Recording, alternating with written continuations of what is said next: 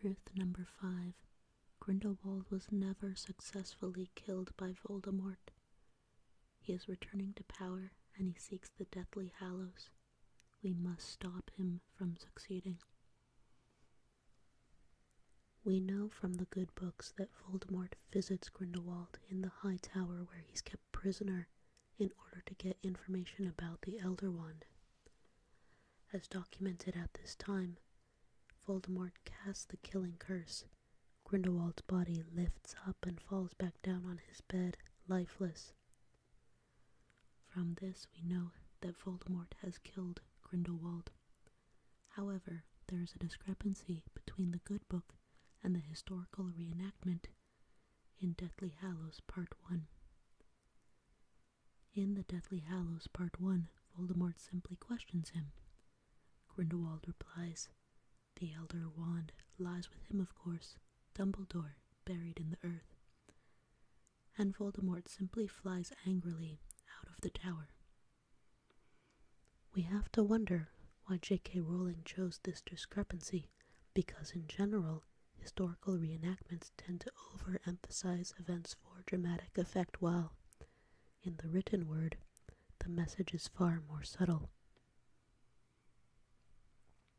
In this case, though, the good book was more dramatic than the historical reenactment. Clearly, Rowling is trying to hint something to us. She's trying to tell us Grindelwald is still alive. How?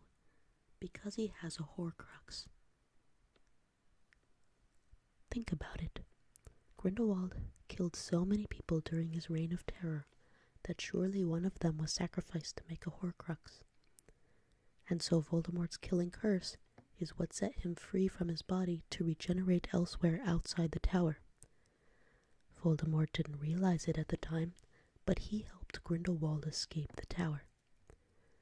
We know from the latest historical reenactment about fantastic beasts in the United States that Grindelwald, who was pretending to be Percival Graves at the time, is an amazing seer. He kept having visions about a powerful Obscurial and where they were located, for example. As another example, if we fast forward a few decades, and he's been locked away in Nuremberg since around the time that Voldemort was born, yet he knows who Voldemort was and that Voldemort was coming for him. Given this information, there's no way he wasn't prepared for this meeting. The two darkest wizards of all time were about to meet each other. He knew exactly what was coming. If you look at the conversation between the two of them, Grindelwald is taunting him the entire time. Partially because he knows that Voldemort doesn't understand how the Elder Wand works and is going to fail in his mission. And partially because he's goading him on to kill him in order to escape. If you recall, Grindelwald was born in the early 1880s and was supposedly killed in 1998. That's an awful long lifespan for someone who doesn't have a sorcerer's stone. Excuse me, philosopher's stone. There's a good chance that Dumbledore had his suspicions about Grindelwald and knew that keeping him alive unnaturally was the only way to truly keep him imprisoned. I'm not saying he had to use the Sorcerer's Stone to do it.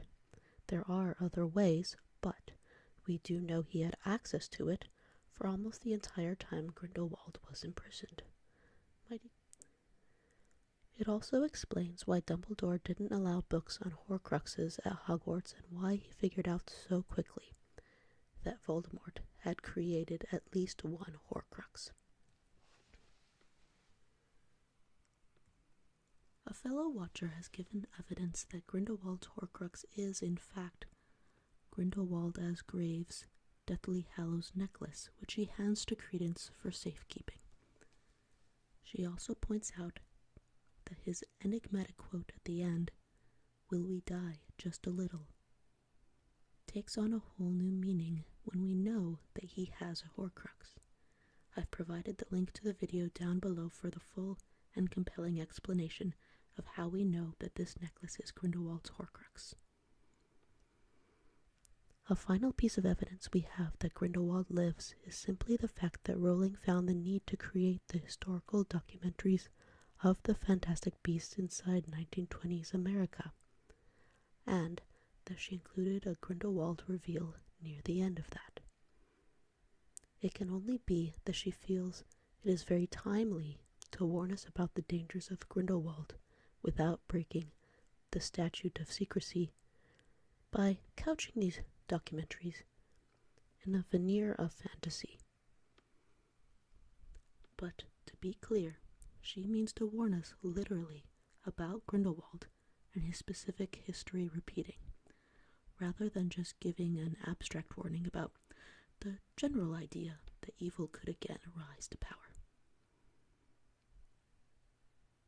We can see everywhere in our pop culture and in our politics that the symbol of the Deathly Hallows has returned.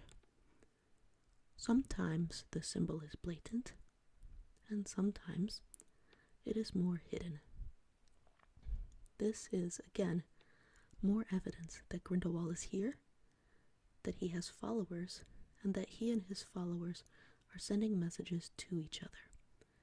It is clear to them, as it should be clear to you, that Grindelwald has returned, has successfully regenerated his body, and that he seeks the Deathly Hallows and dominion over all non-magical humans.